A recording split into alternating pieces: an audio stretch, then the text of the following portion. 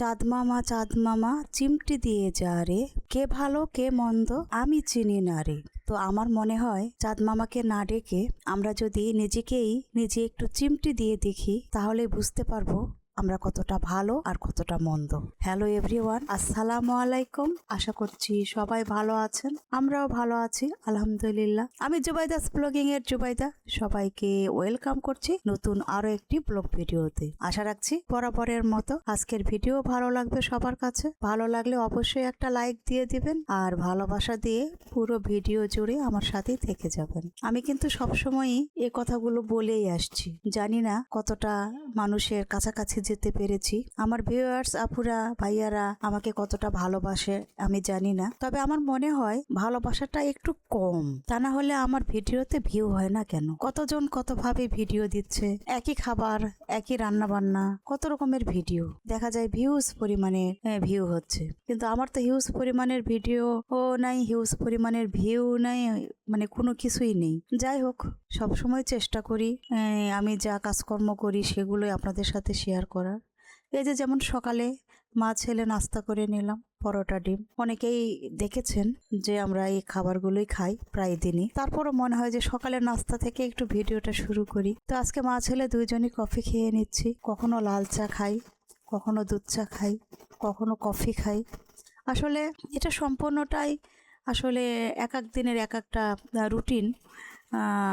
যেদিন যেটা খেতে মন চায় সেদিন সেটাই খাই। এখানে ধরা বাঁধার কোনো নিয়ম নেই, কোনো কিছুই মানে চাপ সৃষ্টি যে হবে কোনো কিছু, এগুলোর কিছু নেই। কারণ পুরো সংসারটাই আমার, আমি যেভাবে ইচ্ছা সেভাবেই চলি, তবে চেষ্টা করি সবকিছু মেনটেন করে চলার। তো কফি বেশি খেলে খুবই ক্ষতি হয় আমার মানে যেহেতু কফিটা রেগুলার খাই না, মাঝে মাঝে খেলেও দেখা যায় একটু প্রবলেম দেখা দেয়, তো এই জন্য খুব বেশি খাওয়া হয় না, কিন্তু আমি কফিটা খুবই লাইক করি। তো আমি যখন খাই তখন আমার ছেলেকেও দেই, ছোট মানুষ, ওকে বেশিরভাগ চা রুটি দেয়া হয়, কারণ স্কুলে যাওয়ার সময় সে চা রুটিটাই প্রেফার করে, সাথে একটু ডিম সিদ্ধ হয়তো দিলাম এরকম। কিন্তু অন্য কিছু মানে ডিম পোস্ট করে দিয়ে যে রুটি খাবে বা পরোটা ডিম খাবে এগুলো খেয়ে স্কুলে যেতে পারে না, পরে যে সকালে গলা থেকে নামতে চায় না, এজন্য চা রুটিটাই খায়। তো যেহেতু ছুটির দিন ছিল এজন্য আমরা মা ছেলে কফি খেয়ে নিয়েছি। আর বাহিরে এত সুন্দর রোদ, এই রোদ দেখে আর লোভ সামলাতে পারলাম না, সাথে সাথে একটু সাগুর পাঁপড় বানিয়ে নিলাম। তো এখানে সাগুটা একটু ভিজিয়ে রেখেছিলাম, তারপরে চুলায় সামান্য একটু পানি দিয়ে সাগুটাকে জাল করে নিয়েছি, মানে খুবই আঠালো ভাবে। বেশি পানি দিলে তো একদম পাতলা হয়ে যাবে, সেটা পাঁপড়টা ভালো হবে না। তো প্লেটের মধ্যে একটু তেল ব্রাশ করে নিয়েছি, নিয়ে এভাবে একটু একটু করে দিয়েছি, কারণ সাগুর পাঁপড় যখন তেলের মধ্যে ভাজা হবে তখন এটা অনেক বড় হয়ে যাবে। তো যখন ভাজবো তখন অবশ্যই আমি আপনাদের সাথে শেয়ার করব। আর প্লেটের মধ্যে যখন তেলটা ব্রাশ করা হয় এতে একটা সুবিধা কি, যখন পাঁপড়টা আমার শুকিয়ে যাবে তখন এটা নিচ থেকেই উঠে আসবে, টানা হেঁচড়া করে উঠানোর কোনোই দরকার নেই। যখন এটা পরিপূর্ণভাবে শুকিয়ে যাবে তখন পুরোটাই নিজের থেকেই উঠে আসবে, একটুও লেগে থাকবে না। তো আজকে সংসারে কি কি কাজকর্ম করছি সেগুলো একটু শেয়ার করার চেষ্টা করছি। অনেকদিনই এরকম ধরনের ভিডিও দেওয়া হয় না, জানি না এটাতে আবার কেমন ভিউ হবে না হবে। তো এই যে ওয়াশিং মেশিন, এটাই হচ্ছে আমার হেল্পিং হ্যান্ড। আমি মানে বাসায় হেল্পিং হ্যান্ড রাখি না, কারণ হেল্পিং হ্যান্ড রেখে আমার কোনো লাভ নেই, কারণ বাচ্চা নিয়ে সবসময় আমার দৌড়াদৌড়ি করতে হয়। আর হেল্পিং হ্যান্ডের আশায় যদি আমি বসে থাকি যে এখন এসে কাপড় ধোবে, থালাবাটি পরিষ্কার করবে, ঘর দুয়ার মোছামাছি করবে, এগুলোর আশায় থাকলে আমি সময় মতো আমার বাচ্চাকে নিয়ে দৌড়াদৌড়িটা করতে পারবো না। বাচ্চার খাবার নিয়ে যেতে হয়, বাচ্চাকে এক কোচিং থেকে আর এক কোচিংয়ে নিয়ে যেতে হয়, এগুলো সম্ভব না। তো এই কারণে আমি সবসময় চেষ্টা করি নিজের কাজগুলো নিজেই করার।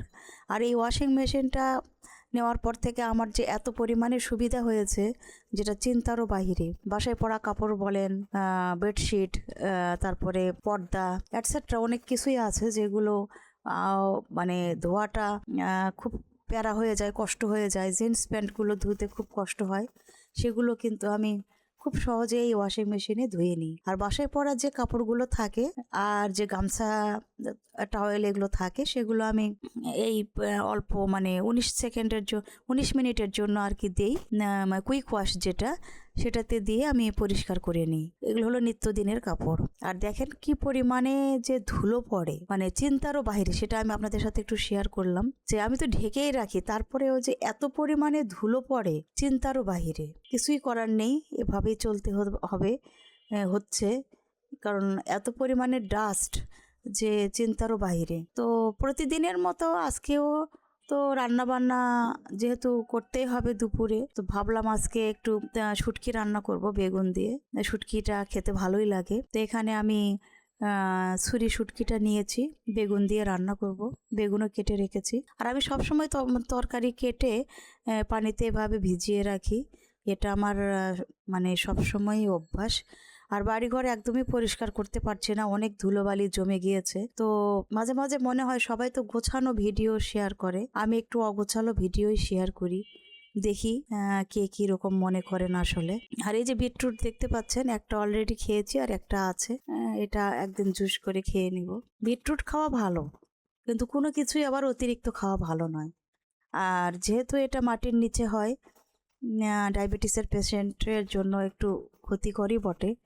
কারণ ডায়াবেটিসের পেশেন্টের তো মাটির নিচের জিনিসগুলো আসলে খাওয়াটা ঠিক নয়। খাওয়াটা ঠিক নয় বলতে আসলে খাবারটা কম খেতে হবে আর কি, এটাই। যেমন আলু, গাজর এগুলো তো কিন্তু খেতে নিষেধ করে, মানে পরিমাণে কম খাওয়ার জন্য বলে।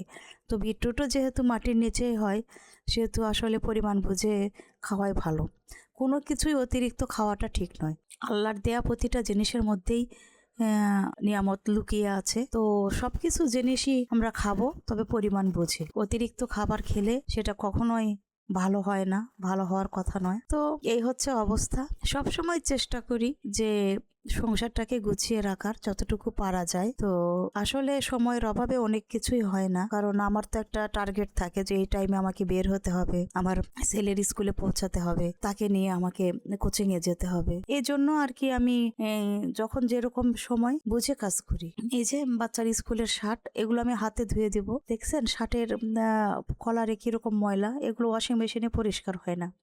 এগুলো ভিজিয়ে রেখে আমি পরে মানে হাতে ধুয়ে দেবো আর কি। তো যেহেতু বারান্দায় একটা, এত বেশি পরিমাণে কাপড় ধুলে তো শুকানো সম্ভব নয়। এই জন্য আমি বুঝে বুঝে কাজ করি, যখন যেভাবে সম্ভব সেভাবে। তো যারা ভিডিওটি দেখছেন, ভালো লাগলে চ্যানেলটি সাবস্ক্রাইব করবেন, আমার সাথে থেকে যাবেন।